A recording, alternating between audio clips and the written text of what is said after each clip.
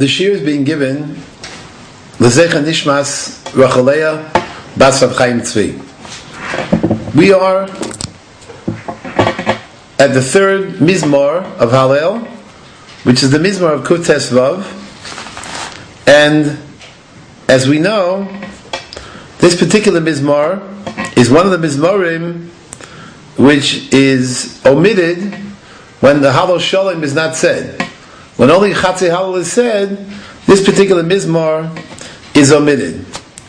Many of the Achronim, for example, the Eliyahu Rabbah, points out that the first 11 Psukim of Kuf Tes Vav, and we also have a Mizmor that's mentioned later on, Ahavti Kishma Hashem Azkoli Tachanunoi, that's Mizmor Kuf Tes Zayin. Both these Mizmorim are omitted. And the reason they are skipped, says the Eliyahu Rabbah, because the general theme of these Mizmorim are repeated in the second half of both of these Mizmorim. Namely, in the first Mizmor, Kuf Tes Vav, the first 11 Psukim are deleted, and then we have from Yud Beis to Yud Ches, Hashem's Chalon Yivarech, that is said. And so too, in Mizmor Kuf Tes Zayin, we skip the beginning, and the second half of the Mizmor is also said, and therefore, so the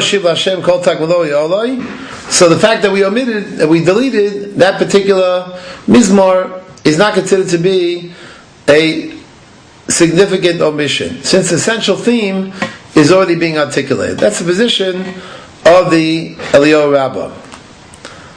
There are other positions regarding this matter, but let's focus first on the Mizmor itself. We'll read the Mizmor, and then we will, after translating the Mizmor, we will then attempt to see the structure of the Mizmor. If you look at the sheet in front of you, more or less you see the entire structure of the whole Mizmor. We're going to focus on the first 11 Psukim in this particular shir, and then Amir Hashem, we will then address the latter half, the second segment of this Mizmor, from Psukim Yud Beis all the way to Yud Ches. The Mizmor begins, Lo Lanu Hashem Lo Lanu. Notice the double language of Lo Lanu, the language used twice, and many Rishonim are omen on this double language. In other words, we are in effect not doing what we are doing because of our sake, but rather Kilushimcha Tein Kavod, Al Chazdecha, Al Amitecha. Our interest is, in effect, to be Mekadosh Shem Shamayim. We want to sanctify the Shem of Hashem. We want to accentuate, we want to give kavod to the Shem Hashem and the two aspects of the Shem Hashem. Namely, Ribbono Shel Olam is both Chesed and Emes. Ribbono Shel Olam represents these two midos, even though these two midos, in some respects, one can argue that they are antithetical one to the other. The midah of Emes is the midah Sadin, what the Gemara calls in Sanhedrin, Yikov Adin Sahar, that one has to pursue absolute justice. We know the Ribbono Shel Olam Chalsama Emes, his insignia is absolute truth, and of course when one is involved with Emes, there's no room for any kind of deviation, even of a minor nature. On the other hand, the nature of Chesed is something which is done Lifnei Mishur Sadin, something which is beyond, shall we say, the particular purest legal kind of law that we are talking about. So, in the normal circumstances, it is very difficult to imagine that both of these midos could somehow coexist. But obviously, vis-a-vis Hashem Yisbarach, there's no problem. He can resolve between Emes and Chesed. Many years ago, when Harav Soloveitchik Zechem Livracha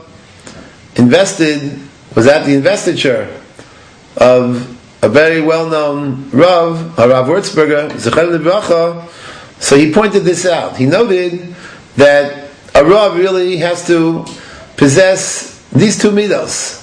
On the one hand, when it comes to halacha, his approach has to be midas ha'emes. On the other hand, when it comes to his interaction with balabatim, with human beings, with all kinds of individuals, with their personal problems and the like, he has to utilize the midas ha'chesed. So, in reality, one can find a resolution, and certainly with the Ribbon Shalom, there's no question that he's able to resolve between Chesed and Emes. So here we are stating at the very outset, Lo lanu Hashem lo lanu, that which is the motivating factor here is not our own kavod, but rather we are concerned about the kavod of Hashem Yisbarach. Kiddushimcha ten kavod al chazdecha al amitecha. Pasuk Beis, Lama yomer agoyim. Why should the nation say? And in fact, this is a question that they address. And what do they ask? They ask, Ayeno Elokeim. Where is their God? And the third pasuk indicates, Ve'Elokeinu b'shamayim kol asher chavetz asa. Our God, of course, is in the heavens. Whatever He pleases, whatever He's desirous of doing, He certainly is capable of doing. There are